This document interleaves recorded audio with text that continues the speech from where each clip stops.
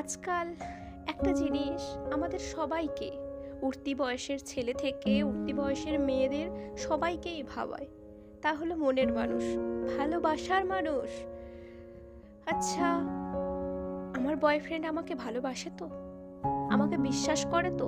প্রত্যেকটা মেয়েরই এই কোশ্চেন থাকে। মনের মানুষ, মনের মানুষ তাকেই বলা যায় যে কিনা সব সময় আমাদের এটা বোঝায় যে আমি আছি তো, যে দিন শেষে অভিমানের ভাষাগুলোকে বোঝাবে, তার সাথে হওয়া সারাদিনে আমাদের সমস্ত ভুল বোঝাবুঝিগুলোকে বুঝিয়ে নিয়ে আমাদের কাছে টেনে নেবে, বুকে আঁকড়ে ধরবে। আমার চোখের জল দেখে যার ভেতরটা তছনছ করে ভেঙে যাবে, যার কাছে আমার মুখের হাসি পাহাড় সমান আনন্দের হবে, আর আমার মন খারাপ থাকা মুখ দেখে তার দুনিয়া উলটপালট হয়ে যাবে।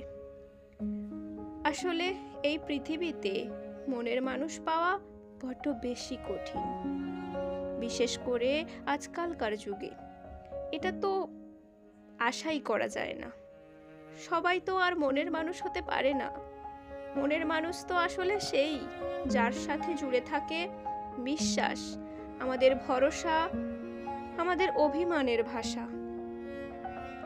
সবাই এটা বোঝে না তো, তাই তো আজ সম্পর্কগুলো বড়ই ক্ষণস্থায়ী। আমরা সবাই চাই আমাদের মন বোঝার মতো করে, ভালোবেসে আঁকলে রাখার মতো করে একজন মানুষ আমাদের জীবনে আসুক।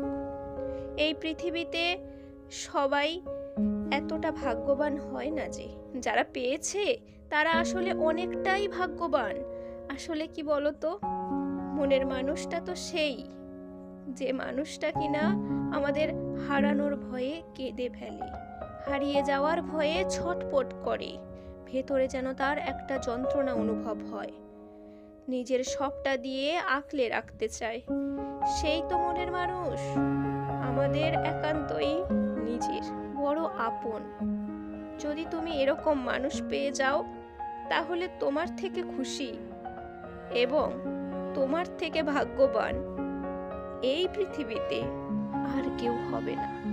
বিশ্বাস করো, তুমি যদি এই রকম মানুষ পেয়ে যাও, আঁকলে যত্নে ভালোবাসায় বিশ্বাসে আঁকড়ে ধরে থাকো।